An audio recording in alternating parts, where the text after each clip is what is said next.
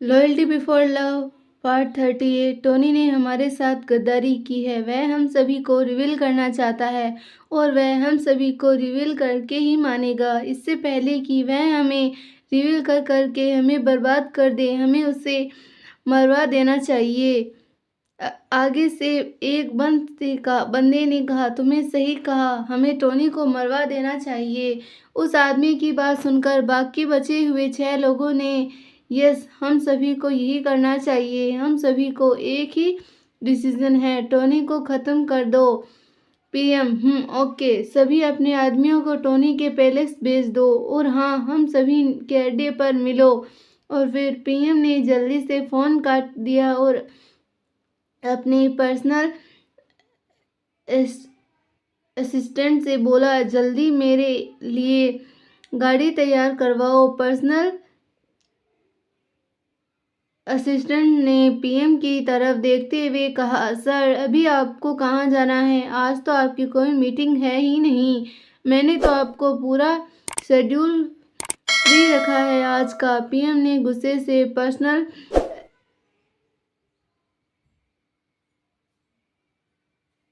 एसिडेंट्स की तरफ देखते हुए कहा, अरे बेवकूफ़ टोनी, हम सभी के खिलाफ गया है। हमने मीटिंग रखी है, जल्दी चलो अपने अड्डे पर। पर्सनल असिस्टेंट ने हड़बड़ाते हुए ड्राइवर के पास कॉल किया। Personal assistant, hurry up, gate the car ready now. आगे से ड्राइवर की आवाज़ आई, ओके सर। इतना सुनकर पर्सनल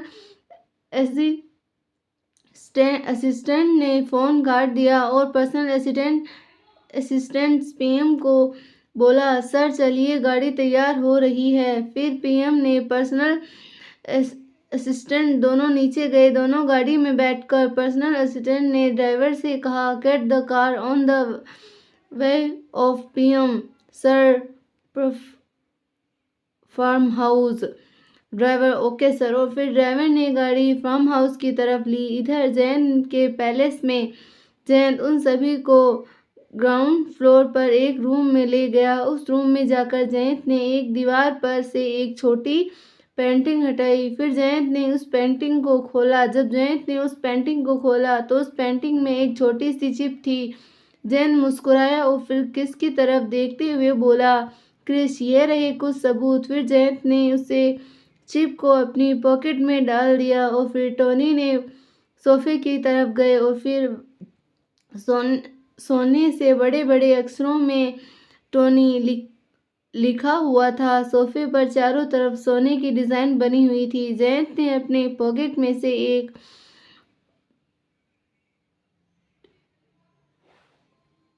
फोल्डिंग नाइफ निकाला और उस चाकू से अपने सोफे के चारों तरफ बनी डिज़ाइन को निकालने लगा। उसने थोड़ी सी डिज़ाइन निकाल दी। फिर उस डिज़ाइन के अंदर से उसने लगभग से 20 चिप निकाली। जैक, जूलियट और क्रिस जयंत के चिप छिपाने के तरीके को देखकर बहुत ज़्यादा बुरी तरह चौंक गए। क्रिस जयंत की तरफ देखते हुए अपनी गर्दन नामी हिलाते हुए कहता है, मैं भी कभी नहीं सोच सकता था कि इसमें इतने सारे सबूत होंगे। कितने सालों तक मैं यहाँ पर रह रहा, कभी मुझे भनक तक नहीं लगी। सच में तुम Tony, you are great bro. इतना बोलकर क्रिस जैन की तरफ जाने लगा। तभी जैक क्रिस से कहता है, ब्रो सच में मैं भी कभी नहीं सोचा था कि इसमें भी सबूत हो सकते हैं। इतना कहते ही वे जैक की नज़र खिड़की के शीशे पर जाती है। जैक देखता है कि एक आदमी ने उसे सभी की तरह बंदूक कर रखी है और उस बंदूक का निशाना है जयंत और वह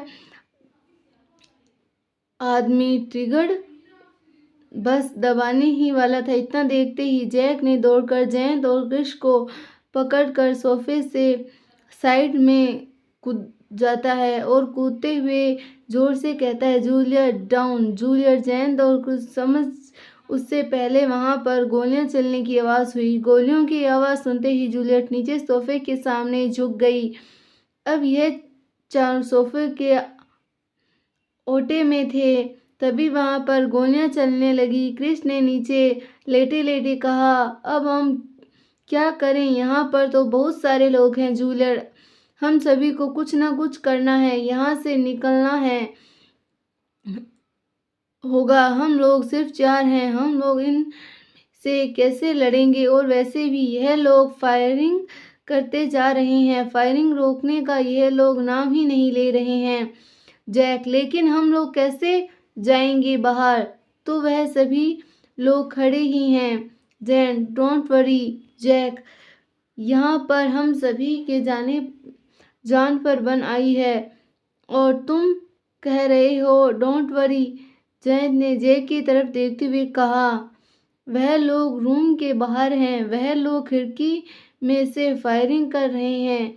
उन लोगों को हम दिखाई नहीं दे रहे हैं। अगर हम लोग खिड़की से दूर निकल जाएं तो हम लोग यहाँ से आसानी से निकल पाएंगे। जैक, यार जयंत, तुम पागल हो, बाहर ये लोग खड़े हैं, हम जाएंगे कैसे? जयंत ने उसके पीछे रखी एक अलमारी को तरफ इशारा करते हुए कहा, अगर हम उस अलमारी तक पहुंच जाएंगे तो हम लोग आसानी से बाहर निकल पाएंगे। जूलियट, पर कैसे जयंत? जयंत ने अलमारी की तरफ देखते हुए कहा, अलमारी के अंदर एक खुफिया दरवाज़ा है। अगर हम लोग अलमारी तक पहुंच गए तो हम लोग यहाँ से बाहर निकल जाएंगे। सबसे पहले रेंगते रेंगते इस विंडो से दूर से चली क्योंकि हम लोग दीवार में गोली नहीं मारेंगे। फिर वह चारों रेंगते रेंगते उस अलमारी तक पहुंचे। फिर जयंत ने उस अलमारी को दरवाज़ा खोला और फिर वह चारों जल्दी से खड़े होकर उस अलमारी के अंदर चले गए। सभी बाहर वह सभी लोग फायरिंग कर रहे थे। जयंत ने उसे अलमारी में से एक कपड़ा साइड में हटाया तो उन कपड़ों के पीछे एक छोटा सा बटन था।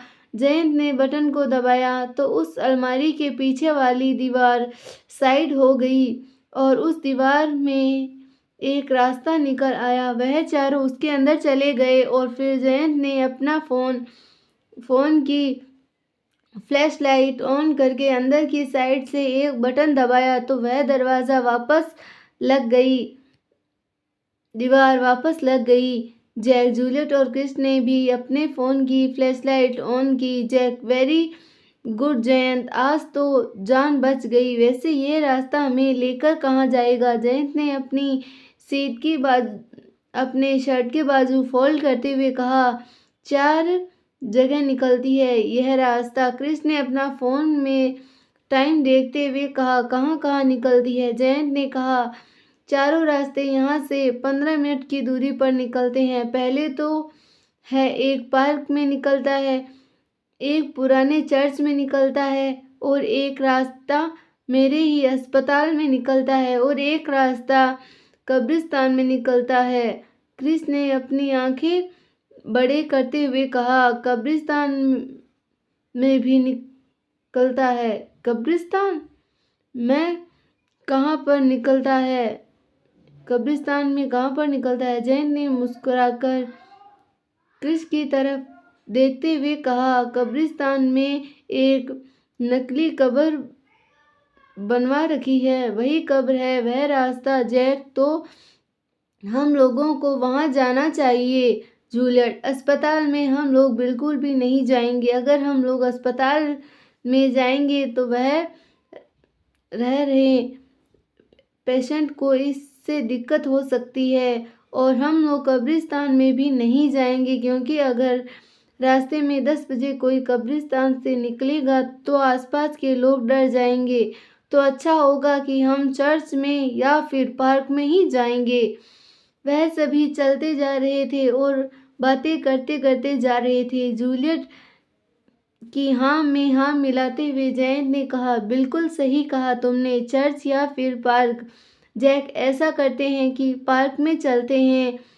और फिर वह लोग चलने लगे। इधर टोनी के पैलेस में उन सभी आदमियों ने फायरिंग रोक दी। वह सभी आदमी रूम के अंदर गए और जाकर जब उन्होंने देखा कि उस रूम में कोई भी नहीं है तो वह सभी की आंखें बड़ी हो गई। उन सभी में से एक आदमी ने जल्दी से पीएम के पास फ़ोन किया। इधर सिंगापुर के एक सुनसान जंगल के बीच में एक फार्म हाउस पर पीएम का फ़ोन बजा। पीएम ने जल्दी से फ़ोन उठाया और फ़ोन उठाकर बोला, क्या हुआ, मार दिया तुमने उसे? आगे से उसके आदमी ने कहा, बस वह लोग यहाँ पर नहीं हैं बॉस, यहाँ पर नहीं है। जब हमने फायरिंग शुरू की तो वह सभी कमरे में ही थे, फिर ना जाने वह कहाँ गायब हो गए। पीएम ने गुस्से से कहा, अगर तुमने हम सभी को रिवील कर दिया तो हम सभी की जिंदगी बर्बाद हो जाएगी, हम सभी लोग सड़क पर आ जाएंगे। तुम्हें पता है हमें कितनी टेंशन है। रात के 10 बजे हम लोग कुत्तों की तरह घूम रहे हैं। सिंगापुर देश का पीएम हूँ मैं, राजाओं की तरह रहता हूँ मैं। इस वक्त मैं अपने कमरे में आराम कर रहा होता, लेकिन अब मैं मेरे फार्म हाउस पर हूँ और मैं भी आराम भी नहीं कर सकता। मुझे नहीं पता, कुछ भी करो लेकिन उसे मार डालो। पीएम की बात सुनकर उस आदमी ने कहा, सर, लेकिन पता नहीं वह कहाँ गायब हो गया। अभी कुछ देर पहले तो वह लोग यहीं पर थे। पीएम ने फ़ोन स्पीकर पर डालकर अपना सामने टेबल पर रखते हुए कहा, तो कहाँ गया? अगर वहीं था तो धरती निकल गई या आसमान? पीएम की बात का जवाब देते हुए उस आदमी ने कहा, सर, मैं नहीं जानता वह कहाँ गया। अभी कुछ देर पहले वह सब यहीं थे। तभी उसके सामने बैठे 7 लोगों में से एक आदमी ने कहा, कहाँ गायब हो गया? मतलब कमरे में से कहाँ चला गया? पीएम, पता नहीं वह लोग कह रहे हैं कि वह कमरे में से पता नहीं कहाँ गायब हो गए। पीएम के सामने बैठे उन 7 आदमियों में से एक आदमी ने कहा, हम लोगों को कुछ भी करके उसे मारना ही होगा, वरना हम सभी की जिंदगी बर्बाद हो जाएगी। उसे खत्म करना ही होगा। पीएम ने गुस्से से चिल्लाते हुए कहा, अबे गधे की औलाद, उसे ढूंढ कर मार जल्दी से। मुझे नहीं पता, मुझे सिर्फ सुबह तक का समय देता हूँ सुबह का समय देता हूँ। उसे ढूंढ और उसे मार। अगर तुम उससे नहीं मार पाया तो मैं तुझे मार डालूंगा। समझ आई बात तुम्हें? इतना बोलकर पीएम ने गुस्से में फ़ोन काट दिया। इधर एक पार्क में जैन, क्रिस, जैक और जूलियट बैठे हैं। जूलियट, अगर हम लोगों पर हमला हुआ है इसका मतलब सारी टीम और ईशानी मैडम भी सुरक्षित नहीं है। जैक, हमें उन्हें कुछ ना कुछ करके सुरक्षित करना ही होगा। जयंत ने अपने फ़ोन की तरफ देखते हुए कहा, ईशानी आंटी को कुछ भी नहीं होना चाहिए। अब सब वही तो हैं मेरी ज़िंदगी में, कोई हम उन्हें वापस इंडिया भेज दें। क्रिस, इसमें पूछने की क्या बात है? जयंत, ईशानी मैडम सबसे ज़्यादा सुरक्षित सिर्फ भारत में ही रह सकती है। अगर आपको हमारी स्टोरी पसंद आई तो स्टोरी को लाइक, शेयर, चैनल को सब्सक्राइब करना ना भूलें और कमेंट ज़रूर करें। धन्यवाद।